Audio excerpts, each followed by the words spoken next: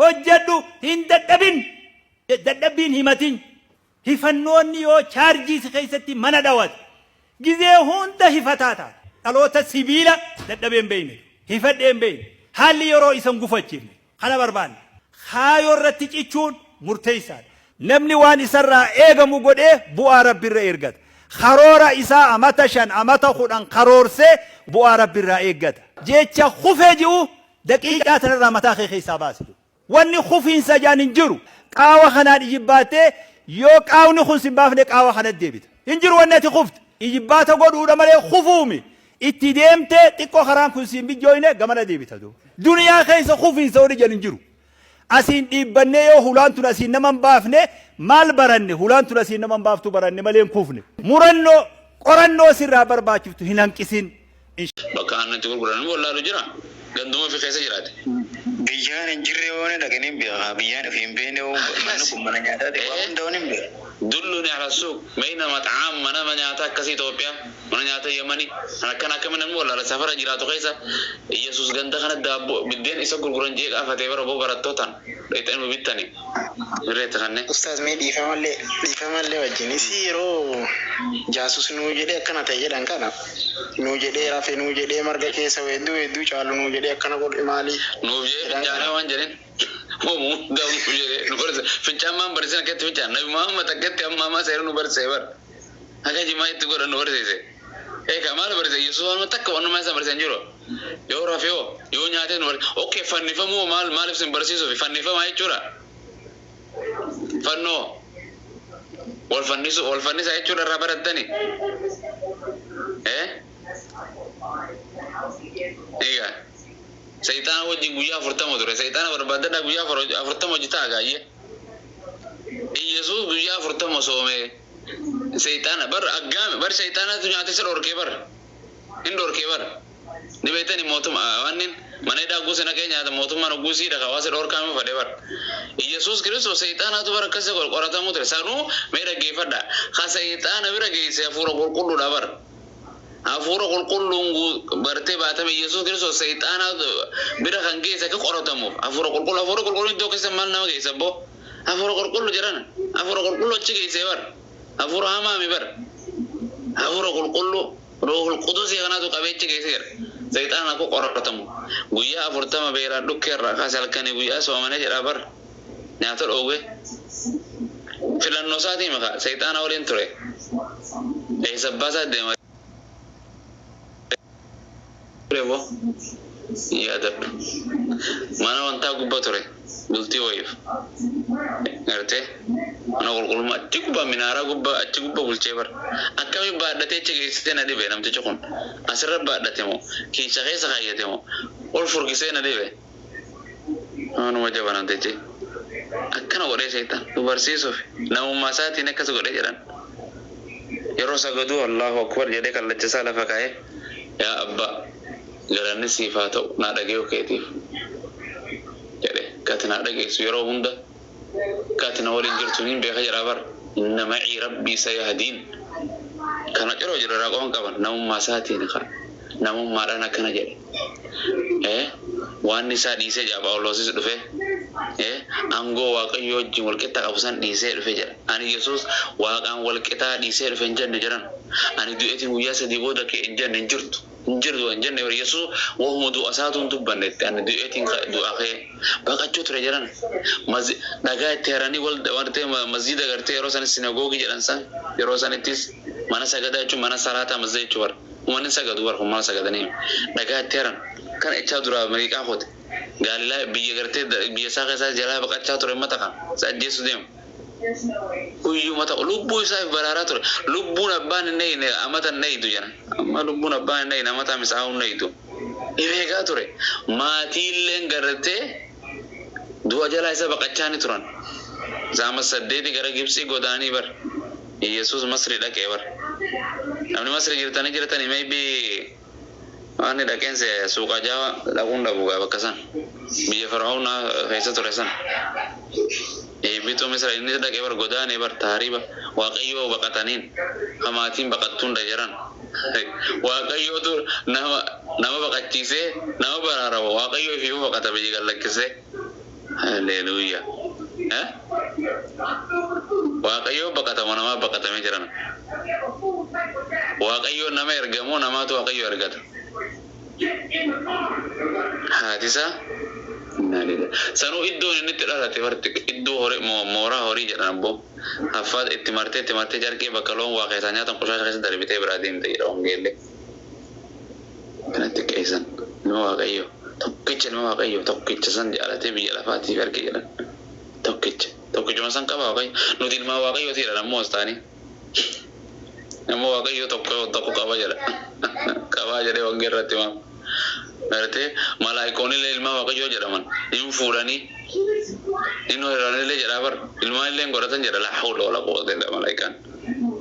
jira nama lama keenya kana tokkichuma sanu jala ajjeesanii miti Waaqayyo tokkicha san taasisaa teessistan digamat sana ummata kiristaanaa malee jira jiran ha du'a namaatti gammadu nama qulqulluu jedhaniin kan Kacubun kamu yakkamu kan abara maraka wangela tezi Yesus abarama enyu sabare nufje abara mejera namas la hawla abarama Waaqayyo kaisan abarama nama amma sabarama Yesus namni jamu kon nama mo Waaqayyaran nama si Waaqasi Yesus wan jamu kanan barawar amma Abu Muaz jamu kon dubarti modir makumman durani kabukun makadirati mo dubartiti mamme Muaz wenje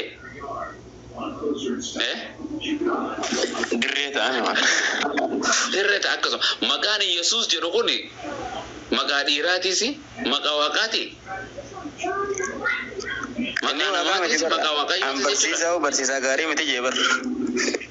bakka si kana jedhe barsiisaa gaarii waan jira jedhe isa tokkicha Waaqayyo tokkicha qofaatu gaariidha jedhe abbaa Paulus Yesus akka Waaqa ta'e nama bar Paulus Korintos lammaffaa 8 lakkoofsa 6 irratti nuuf Waaqayyo tokkootu jira jedhe abbaa inni sunu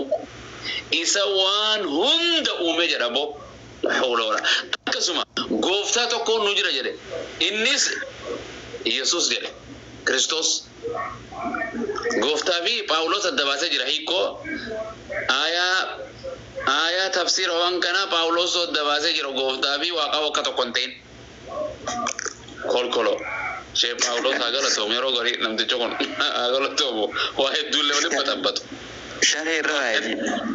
shari isa yero gari riwayan sa tunde iballe ta to bar min janib dalila fu mo gorata yero gari bar yero gari sarais no quran garte wa namumma isa khaisa wa qumma jira jenu teme sama hechon obbale sarabbi yero jenu nama obbale sarabbi janameti ati obbale sarabbiti namni gize wal karatu obbale sarabbi rabbi jadafa obbale sarabbi ti amal sita kono obbale sarabbi ti yara barar argen akasati mame eka barna umarabbi jecha bar obbale bakar molta wanita te male Waaqayyo to obbale sa kabaje chumiti bar ilma Waaqayyo yero jedus abba yo ka wangela jedus abba jechun uma wa hunda umamni hundi kan isate jechu abba isa qofatu ti abba jechu male Akkesan jangkana miti ilma jechuunis nama gartee waan rabbi jaalatu waan gartee rabbi jaalatu malee waan biraan hojjanne jechuudha. Waaqa jechuunis hedduu jira jedhee wangeelii waaqayyoolee waan jedhaman lafaa fi waaqa irrattis gartee nutu quraana keenya gizee laa ilaaha illallah guju nafi jibar laa akkuma wangeela keessattis gartee waan jecha kana ani hin ergine jedha amma gartee Maatiyos 15:5 ani isa hin ergine Yesus Kristos saba jechuun nafi waan gootu gartee wama Muhammad barinta jechuun waan akkana tana gootu quraana wangeela keessas soo sanif waan akkana jechuun abbaan waan kana eenyu hin jedhe abbaan amma waan kana abbaan dachisameen abbaan mana kana hin jennaa miti abbaan Yesus sargi isaa eenyu dhage yoo Maryam fuudhee Waaqayyoon fuudhee Maryam sargi waliin godhee waliin rafee jiran maal jechuun abba yeroo jedhamu kana dhiira jechuun abbaa haadha jechuun miti gartee maqaan walitti abbaa jedhameef waa hedduudhaan walitti galu gartee anis beekaa yoo naan jette Waaqayyoos beekaa waa hundaati inni jabaa yoo ta'e namni kun jabaa yoo ta'e jabaa akka rabbiiti miti gartee abbaa qabeenyaa tan kujete abbaa qabeenya karabbiiti miti so waan kun maqaan wali dhufee waan takka ta'uu dandeessi rakeen gartee waaqayyoo fi Yesuus hojjetaa rabbiiti waan rabbiif hojjetuuf garbicha isaati kan rabbii jechuu dandeenya gartee namni rabbiif waan takka dalagu garbicha rahmaani jechuudha isin batabatani waan wallahi gartee kitaabni biyyi madammariin biyya waan irraa fidee dubbisu angata kanam batabat waan akka wangeela na batabat ayaan kun waan biraa jira boqonnaan tu waan biraa jedhe tun dhuftee jira waraantee diiti ta gubbaa bareed gajalaa hamtuu dhufee ta kun dhuftee kana waraanti maalu madammara kam Paulos dhufee kitaaba 13 barreesse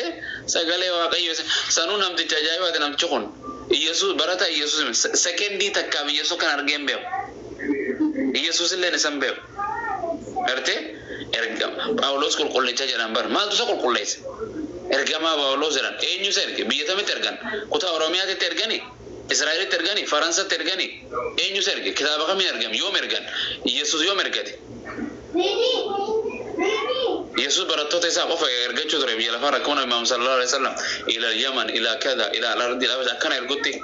doom ergate kitaaba kamiin ergam namticha guyyaa osoo hara gartee Damasqas cahu abjuu guyyaa keessa aduu osoo aduun jirtu abjuu ifaa tokko na dhufe jedhee mirkaane caati nyaateen see guyyaa sanii hin qabeen see akka malee namtichi mirkaane jechuudha na dhufe jedhe achirraa qacam godhee kitaaba meeqa barreesse jechuudha barattoota Yesuus fixuu ture hidhuu ture namtichi kun duraan gartee saama waa saamuu ture waldoota gartaan dura hattuun ture jedha bar kan waan gartee kana godhu garaa kiyya kana keessa jira bar sayitaana jedha bar caaffa coofa harka kootiin caaffatudha harka kiyyaan caafee jaabar wangeelluun Phaawulos bar jana kiyya jaabar Yesuus kiyya jenne bar takka Yesuus ajajeen bee wangeela kataba jedhee arkeetun bee waan isin amma qabaadhattanii jalatti halleluuyaa ba Yesuus sim jecha waltan qoban qabu Yesuus jiran wallahi Yesuus qoban qabu gartee ka Itoophiyaan Baayibili 80 takka Ortodoksiin gartee meeqa qabdi 74 maaree eenyu Kaatolikiin wayitis gartee 73 qabdi Pheenxee yookaan Protestaantiin 66 qabdi mee kana keessa kitaabni waaqayyoo kam jiran bar Islaama Quraanuma tokko qabdi ashiyaas amantii aqidaa adda addaa qabatu Quraanuma tokko qaba Islaamni namni fadhe akka fadhetti haa amanu Quraanuma tokkichaan hin deema aqidaa fadhe yoo hordofe suuraa 113 takka argitanii beektanii Ustaad Muhammad takka Quraana guututti adda baafatanii qadiimii fi jadiid godhatanii akkasi suuraa akkana daawwate ani suuraa Madiina buute qofa furadha warra jedhu takka suuraa Makkaa akkasii warra jedhe kun akkasii jechuudha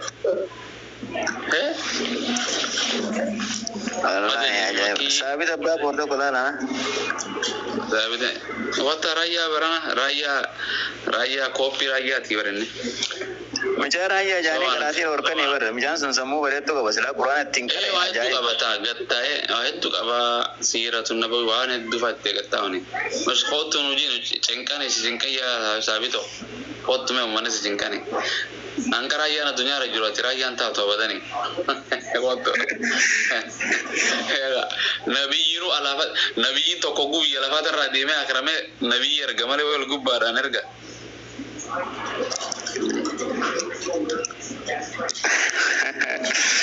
Alim Mamen isa dubbata jira aja. Tokko. Mamen isa dubbata jira. Gaafi suuraa ittiin sagal ayat 40 jedhee gaafi qaba. Haadhu horee gaafi qabu. Gaafi miti gaafa qabullee na dhufe ofare akkam jettoo? Jaiz ajeen. Wallahi naanu jaiz. Waan dadhabe Muhammad jira waan dadhabe khaantu jira ilaahan qarabbi keenyatti galchinutti hatakkaoko kullini otta bannuti waan quraan ibne wangeelo keessanii isin jiru quraana keenya taa'ee moo Yesuus kana haasaa jireenya barabaraatiis islaamummaa taraasa hinjirtu wangeelraa nu kannaanu jaanii bar jaldeessuun akkasii dhufe bar